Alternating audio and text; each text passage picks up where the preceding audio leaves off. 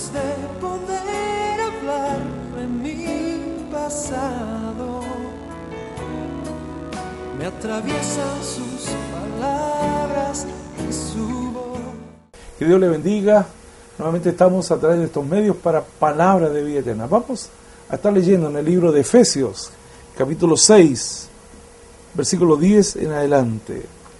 Por lo demás, hermanos míos, fortaleceos en el Señor y en el poder de su fuerza, vestidos de toda la armadura de Dios para que podáis estar firmes contra las acechanzas del diablo. Porque no tenemos lucha contra sangre y carne, sino contra principados, contra potestades, contra los gobernadores de las tinieblas de este siglo, contra huestes espirituales de maldad en las regiones celestes. Por tanto, tomad toda la armadura de Dios para que podáis resistir en el día malo, y habiendo acabado todo, estad firmes. Amén. Vamos a hablar sobre este tema que es muy interesante. Todos los temas que son la palabra de Dios son interesantes. Es un tema vigente y quiero hacer hincapié de esto por la cantidad de gente que se me acerca a mí, y creo que a muchos siervos de Dios le acontece lo mismo.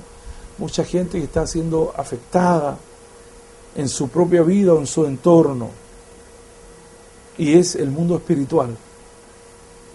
Aquí el apóstol Pablo le está diciendo a la iglesia en Éfeso que no tenemos lucha contra sangre y carne, o sea, no tenemos luchas físicas, no tenemos luchas corporales, sino que son luchas espirituales.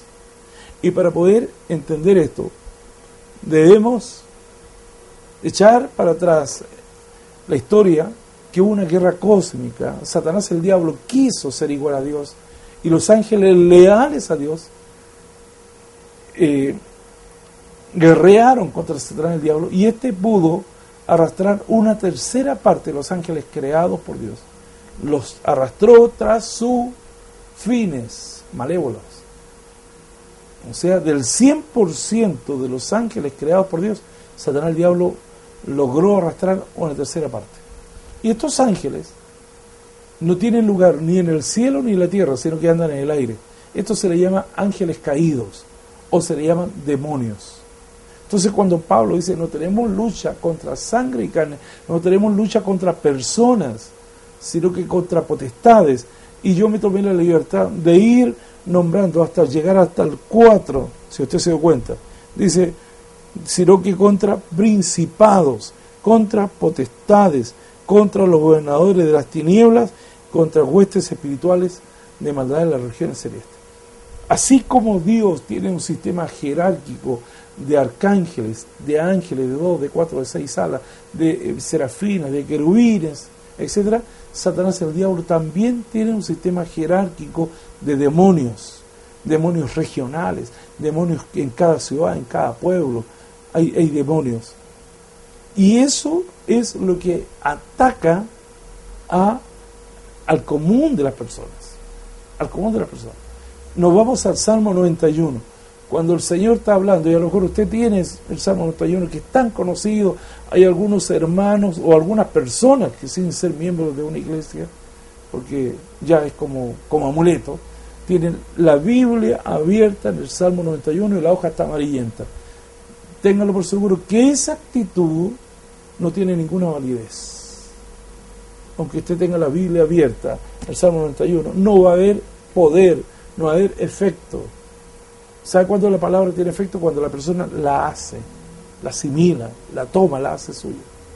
Y el Salmo 91 tiene mucho que ver con lo que estamos hablando de los ángeles caídos, de los demonios.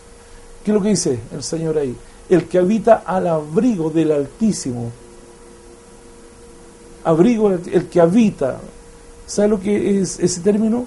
Es algo permanente. Estamos en tiempo de verano y mucha gente hoy día sale de camping, ¿cierto? Compran su carpa y se desplazan por el país y se instalan por un día, por 3 días, por una semana, etc. Pero su hábitat definitivo no es el camping, sino que es la casa que habitan constantemente. Entonces, cuando el Salmo 91 dice el que habita, no el que va de camping, por aclarar el concepto, el que habita, el que decide estar bajo la protección de Dios.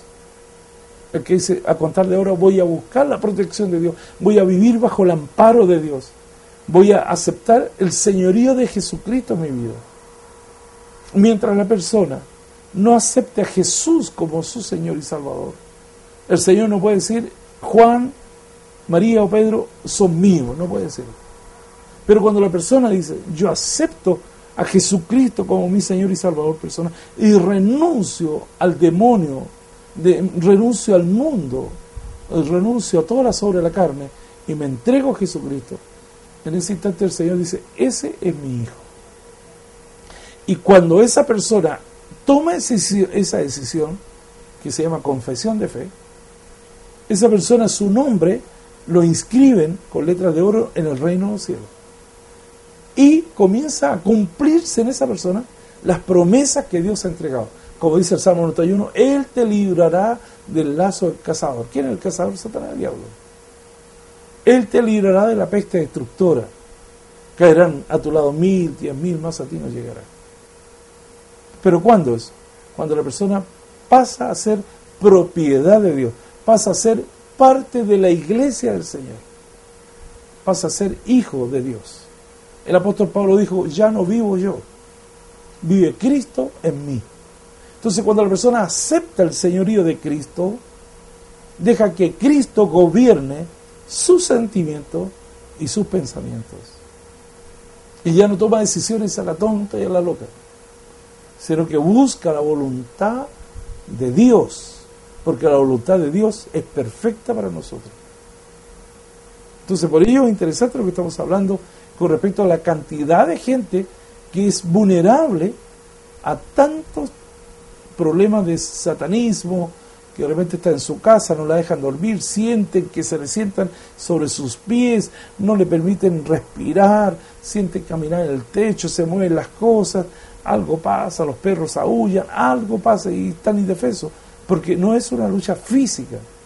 Si fuese una lucha física, usted vería de dónde vienen los ataques, pero esta es una lucha espiritual. Y por ello, la persona, el común de la gente, no puede enfrentarse lícitamente contra un mundo espiritual, porque usted no sabe de dónde lo están atacando, cómo lo están atacando y cómo son las armas que lo están atacando.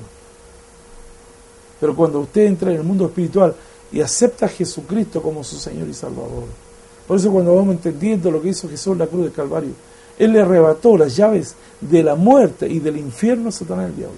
Dos cosas hizo con la muerte de Jesús en la cruz del Calvario. Le arrebató las llaves del infierno y las llaves de la muerte.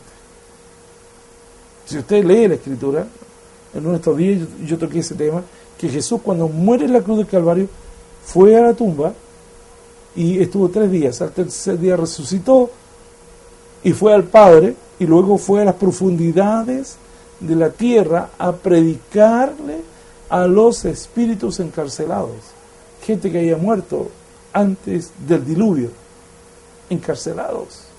Eso es lo que está pasando. Hay mucha gente que ha muerto a partir del escenario de esta tierra y están encarcelados. Solamente Jesucristo lo puede libertar en esta vida. Jesús lo hizo porque Él vino en ese tiempo. Porque alguien puede decir, bueno, mi mamá murió ¿y cómo la puedo libertar a la mamá? Por ello hay que aceptar a Jesús mientras uno está vivo. Después de muerto ya no podemos hacer nada más.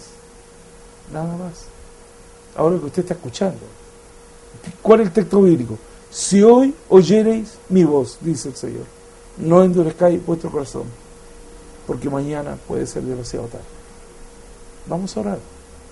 Padre Celestial, gracias porque me da la hermosa oportunidad de hablar de ti, de tu palabra, a los televidentes. Oro por aquellos que tienen luchas espirituales.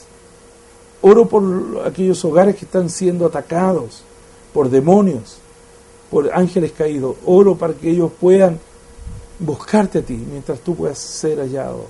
Busque la protección de Dios. La Biblia dice que el ángel de Jehová acampa alrededor de los que le temen y los defiende.